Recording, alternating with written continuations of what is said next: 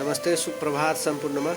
आज म तपाईहरुलाई ग्लोबल मनी विकको जुन अहिले समय चलिरहेछ त्यसकै उपलक्ष्यमा 5 वटा सेभिङ टिप्सको बारेमा कुरा गर्नेछु है। यो मेरो प्रयास रहनेछ। कस्तो लाग्यो, इम्पोर्टेन्स छ भने त्यसलाई आफूले प्रयोग गर्न पनि सकिन्छ हैन।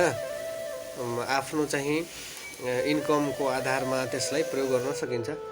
अब सबभन्दा पहिला के छ भन्दाखेरि पे योरसेल्फ भनिरहेछ।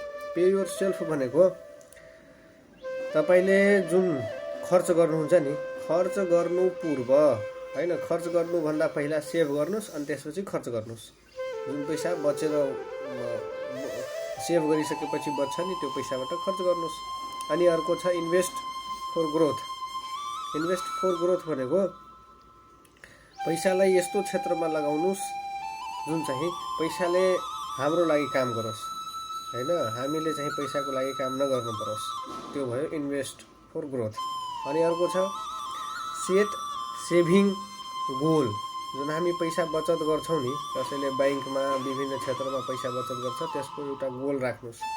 घर बनाउनको लागि पैसा बचत गर्दै हुनुहुन्छ कि हैन, भोलि गएर बच्चाको पढाइको लागि बचत गर्दै हुनुहुन्छ कि हैन, यस्तो कुनै या फिर इमर्जेन्सीको लागि बचत गर्दै हुनुहुन्छ, त्यो एउटा गोल बनाउनु पर्यो।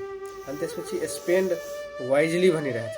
स्पेन्ड वाइजली भनेको तपाईको बजेट बनाएर खर्च गर्नुस् कि हैन, कुन कुन कुरामा हामीले खर्च गर्नु पर्यो हैन, त्यो कुराहरु ध्यानमा राखेर। अनावश्यक छ भने खर्च नगर्दा पनि हुन्छ, त्यो त अनावश्यकमा खर्च नगर्ने। एनदर अर्को छ इमर्जेन्सी फन्ड। आपतकालीनमा त पैसा अब कुन समयमा कस्तो आउन सक्छ नि त, त्यो अनुसारको चाहिँ हामीले पैसा इमर्जेन्सी फन्डको लागि पनि बचाएर राख्नु पर्यो हैन।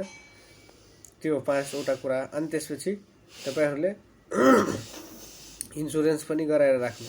त्यो भनेको पनि तपाईको एउटा फाइनान्शियलको पाटोमा आउँछ। किनभने त्यो अनुसारको समस्या पर्यो भने इन्स्योरेन्सले कभर दिइहाल्छ हैन।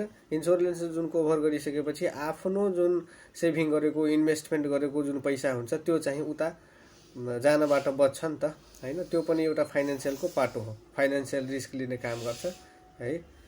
यो कुराहरु चाहिँ कस्तो लाग्यो कमेन्ट गर्नु होला। नमस्ते, सुप्रभात सम्पूर्णमा। आज म तपाईहरुलाई ग्लोबल मनी विकको जुन अहिले समय चलिरहेछ त्यसकै उपलक्ष्यमा 5 वटा सेभिङ टिप्सको बारेमा कुरा गर्नेछु है। यो मेरो प्रयास रहनेछ। कस्तो लाग्यो, इम्पोर्टेन्स छ भने त्यसलाई आफूले प्रयोग गर्न पनि सकिन्छ हैन। आफ्नो चाहिँ इन्कमको आधारमा त्यसलाई प्रयोग गर्न सकिन्छ। अब सबभन्दा पहिला के छ भन्दाखेरि पे योरसेल्फ भनिरहेछ।